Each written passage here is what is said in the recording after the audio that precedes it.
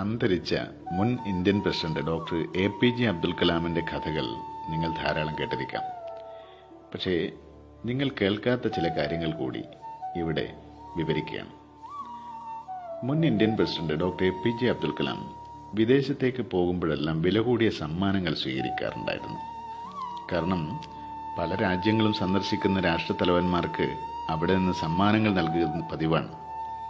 ഈ സമ്മാനങ്ങൾ നിരസിക്കുന്നത് രാജ്യത്തിന് അപമാനവും ഇന്ത്യയെ നാണക്കെടുത്തലുമാവുമെന്നറിയാവുന്നതുകൊണ്ട് അദ്ദേഹം ആ സമ്മാനങ്ങളൊക്കെ സ്വീകരിച്ചു. പക്ഷേ മടങ്ങിയെത്തിക്കഴിഞ്ഞാൽ ഡോക്ടർ കലാം ഈ സമ്മാനങ്ങളൊക്കെ ഫോട്ടോ എടുക്കാൻ ആവശ്യപ്പെടും.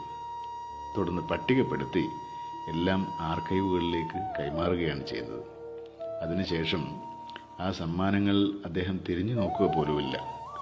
രാഷ്ട്രപതി ഭവനിൽ നിന്ന് പോകുമ്പോൾ ഈ ലഭിച്ച സമ്മാനങ്ങളിൽ നിന്ന് ഒരു പെൻസിൽ പോലും അദ്ദേഹം കൊണ്ടുപോയതുമില്ല. 2002 ഡോക്ടർ കലാം അധികാരമേറ്റ വർഷം ജൂൺ ആഗസ്റ്റ് മാസമായിരുന്നു. ജൂൺ ജൂലൈ ആഗസ്റ്റ് മാസങ്ങളിൽ റമദാൻ മാസത്തിന്റെ സമയമായിരുന്നു. രാഷ്ട്രപതിമാർ ഇഫ്താർ പാർട്ടി നടത്തുന്നത് പതിവാണ്. എന്നാൽ ഇതിനോട് പ്രസിഡന്റിന് ഒട്ടും യോജിപ്പുണ്ടായിരുന്നില്ല. കാരണം എന്താണെന്നല്ലേ? നല്ല ആഹാരം ലഭിക്കുന്ന ആളുകൾക്ക് എന്തിനാണ് ഒരു പാർട്ടി നടത്തുന്നത്? ഡോക്ടർ കലാം തന്റെ സെക്രട്ടറി മിസ്റ്റർ നായരോട് ചോദിച്ചു. ചെലവ് എത്രയാണ് ഇതിന് വരുന്നതെന്ന്. നായർ പറഞ്ഞു, 22 ലക്ഷം രൂപ.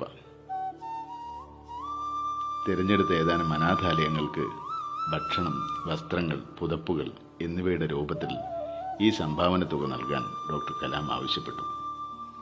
അനാഥാലയങ്ങളുടെ തിരഞ്ഞെടുപ്പ് രാഷ്ട്രപതി ഭവനിലെ ഒരു ടീമിന് വിട്ടുകൊടുക്കുകയും ചെയ്തു. അതിൽ ഡോക്ടർ കലാമിന് യാതൊരു പങ്കുമില്ല. തിരഞ്ഞെടുപ്പ് നടത്തിയ ശേഷം ഡോക്ടർ കലാം മിസ്റ്റർ നായരോട് തന്റെ മുറിക്കുള്ളിൽ വരാൻ ആവശ്യപ്പെട്ടു. അദ്ദേഹം തന്റെ സ്വകാര്യ സമ്പാദ്യത്തിൽ നിന്ന് 1 ലക്ഷം രൂപയുടെ ചെക്ക് എഴുതി നൽകുകയും ചെയ്തു. ഇത് തന്റെ സ്വകാര്യ സമ്പാദ്യത്തിൽ നിന്നുള്ള കുറച്ച് തുകയാണെന്നും ഇത് ആരെയും അറിയിക്കരുതെന്നും അദ്ദേഹം പറഞ്ഞു. ഇത് ആ അനാഥാലയങ്ങൾക്ക് സംഭാവന നൽകുമ്പോൾ എൻ്റെ വക ഒരു തുക കൂടി നിൽക്കട്ടെ. നായർ ഞെട്ടിപ്പോയി. അദ്ദേഹം പറഞ്ഞു, സാർ, ഇത് ഞാൻ പുറത്തു പോയി എല്ലാവരോടും പറയും. ആളുകൾ അറിഞ്ഞിരിക്കണം. ഇവിടെ ചെലവഴിച്ച തുക, ഈ സംഭാവന മുഴുവൻ അദ്ദേഹം നൽകുകയും അതോടൊപ്പം തൻ്റെ പോക്കറ്റിൽ നിന്ന് 1 ലക്ഷം രൂപ നൽകുകയും ചെയ്തിരിക്കുകയാണല്ലോ. ഇത് ഇന്നത്തെ കാലത്ത് എല്ലാവരും അറിയേണ്ടത് തന്നെയാണ് സാർ. ഡോക്ടർ കലാം ഒരു മുസ്ലിം ഭക്തനായ ആളായിട്ടും രാഷ്ട്രപതിയായിരുന്ന ഒറ്റ വർഷം പോലും ഇഫ്താർ പാർട്ടികൾ നടത്തിയിരുന്നില്ല. അത്തരത്തിലുള്ള ആളുകളെ ഡോക്ടർ കലാം ഇഷ്ടപ്പെട്ടതുമില്ല. ഒരിക്കൽ ചീഫ് ജസ്റ്റിസ് വന്ന് ഡോക്ടർ കലാം തന്റെ അഭിപ്രായ പ്രകടനങ്ങൾ നായരോട് ചോദിച്ചു. നിങ്ങൾ അംഗീകരിക്കുന്നുണ്ടോ നായരെ? ഇല്ല സർ, ഞാൻ നിങ്ങളോട് യോജിക്കുന്നില്ല. ചീഫ് ജസ്റ്റിസ് ഞെട്ടിപ്പോയി. അദ്ദേഹത്തിന്റെ ചെവിക്ക് വിശ്വസിക്കാൻ കഴിഞ്ഞില്ല. കാരണം എന്താണെന്നോ? ഒരു സിവിൽ സർവീസിന് രാഷ്ട്രപതിയോട് വിയോജിക്കുന്നത് അസാധ്യമായിരുന്നു, അതും പരസ്യമായി. എന്തുകൊണ്ടാണ് അദ്ദേഹം വിയോജിക്കുന്നതെന്ന് രാഷ്ട്രപതി തന്നെ അന്വേഷിച്ചു.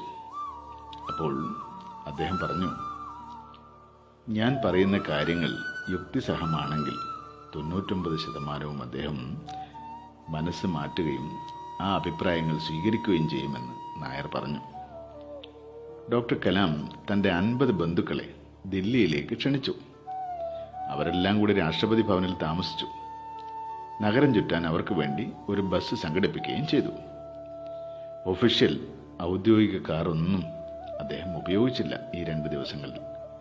ഡോക്ടർ കലാമിന്റെ നിർദ്ദേശപ്രകാരം അവരുടെ താമസവും ഭക്ഷണവും എല്ലാം കണക്ക് കൂട്ടി തിട്ടപ്പെടുത്തി.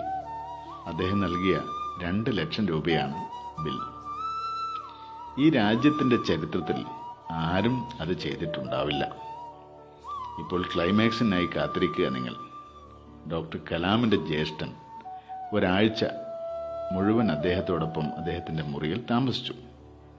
ഡോക്ടർ കലാം തന്റെ സഹോദരൻ തന്നോടൊപ്പം താമസിക്കണമെന്ന് ആഗ്രഹിച്ചതായി അദ്ദേഹത്തെ അറിയിക്കുകയായിരുന്നു. അങ്ങനെ അവർ പോയപ്പോൾ ഡോക്ടർ കലാം ആ മുറിയുടെ വാടകയും നൽകാൻ ആഗ്രഹിച്ചു. ഒരു രാജ്യത്തിന്റെ പ്രസിഡന്റ് താൻ താമസിക്കുന്ന മുറിക്ക് വാടക നൽകുന്നത് സങ്കല്പിക്കുക പോലും നമുക്ക് കഴിയില്ല. സത്യസന്ധത കൈകാര്യം ചെയ്യാൻ വളരെയധികം ലഭിക്കുന്നുവെന്ന് കരുതിയ ഉദ്യോഗസ്ഥർ ഇത് അംഗീകരിക്കാത്തൊരു വഴിയും കൂടിയായിരുന്നു. കലാം സാർ തൻ്റെ ഭരണാവസാനം രാഷ്ട്രപതി ഭവനിൽ നിന്ന് പുറത്തു പോകുമ്പോൾ ഓരോ സ്റ്റാഫ് അംഗങ്ങളും പോയി അദ്ദേഹത്തെ സന്ദർശിച്ച് ഭാവുകങ്ങൾ നേരുകയാണ്. അങ്ങനെ ഭാര്യ കാലൊടിഞ്ഞതിനാൽ കിടക്കയിൽ ഒതുങ്ങിയതിനാൽ നായർ തനിയെ പോയി. എന്തുകൊണ്ടാണ് ഭാര്യ വരാത്തതെന്ന് ഡോക്ടർ കലാം അന്വേഷിച്ചു. ഒരു അപകടത്തെ തുടർന്ന് അവൾ കിടപ്പിലാണ് സാർ, അദ്ദേഹം മറുപടി നൽകി. അങ്ങനെ ആ ദിവസം കടന്നുപോയി. അടുത്ത ദിവസം മിസ്റ്റർ നായർ തന്റെ വീട്ടിന് ചുറ്റും ധാരാളം പോലീസുകാരെ കണ്ടു. എന്താണ് സംഭവിച്ചതെന്നറിയാതെ അദ്ദേഹം ചുറ്റും നോക്കുകയായിരുന്നു. അദ്ദേഹത്തെ സന്ദർശിക്കാൻ ഇന്ത്യൻ രാഷ്ട്രപതി വരുന്നുണ്ടെന്ന് അവർ അറിഞ്ഞു. അയാൾ വന്ന് ഭാര്യയെ കണ്ട് കുറച്ചു നേരം സംസാരിച്ചു. ഒരു രാജ്യത്തിന്റെ പ്രസിഡന്റും ഒരു സിവിൽ സർവീസിന്റെ വീട് സന്ദർശിക്കില്ലെന്നും അതും അത്തരമൊരു ലളിതമായ കാരണം പറഞ്ഞ് അവർ അത്ഭുതപ്പെട്ടുപോയി. അദ്ദേഹത്തിന്റെ ഈ ഒരു ചെയ്തി അവർക്ക് വിശ്വസിക്കാൻ കഴിഞ്ഞില്ല. നിങ്ങളിൽ പലരും ടെലികാസ്റ്റ് കണ്ടിട്ടില്ലാത്തതിനാൽ വിശദാംശങ്ങൾ നൽകണമെന്ന് ഞാൻ വിചാരിച്ചു. അതിനാൽ ഇത് ഉപയോഗപ്രദമാകും. APJ അബ്ദുൽ കലാമിന്റെ ഇളയ സഹോദരൻ കുട നന്നാക്കുന്ന കട നടത്തുകയായിരുന്നു. കലാമിന്റെ ശവസംസ്കാരമേളയിൽ ശ്രീ നായർ അദ്ദേഹത്തെ കണ്ടപ്പോൾ ശ്രീ GBTRP എന്ന് വിളിക്കപ്പെടാത്തതിനാൽ, മുഖ്യധാരാ മാധ്യമങ്ങൾ ഇത് കാണിക്കാത്തതിനാൽ അത്തരം വിവരങ്ങൾ സോഷ്യൽ മീഡിയകളിൽ വ്യാപകമായി പങ്കിടണം. ഡോക്ടർ APJ അബ്ദുൽ കലാം ഉപേക്ഷിച്ച സ്വത്തുകളൊക്കെ കണക്കാക്കി അവർ പോകുമ്പോൾ അയാൾ സ്വന്തമായിട്ടുണ്ടായിരുന്ന കാര്യങ്ങൾ പറയാം. 6 പാൻറ്റുകൾ, അതിൽ 2 എണ്ണം DRDO യൂണിഫോമുകളായിരുന്നു. പിന്നെ 4 ഷർട്ടുകൾ, 2 DRDO യൂണിഫോമുകളായിരുന്നു. 3 സ്യൂട്ടുകൾ, 1 western, 2 Indian. പിന്നെ 2500 പുസ്തകങ്ങൾ. 2500 പുസ്തകങ്ങൾക്ക് പുറമെ അദ്ദേഹത്തിന്റെ കൈവശമുണ്ടായിരുന്നത് ഫ്ലാറ്റ് 1, അത് അദ്ദേഹം സംഭാവന ചെയ്ത്. പിന്നെ അദ്ദേഹത്തിന് സ്വന്തമായി ഉണ്ടായിരുന്നത് ഒരു പത്മശ്രീ, ഒരു പത്മഭൂഷൺ, ഒരു ഭാരതരത്ന, 16 ഡോക്ടറേറ്റുകൾ, ഒരു വെബ്സൈറ്റ്, ഒരു ട്വിറ്റർ അക്കൗണ്ട്, ഒരു ഇമെയിൽ ID.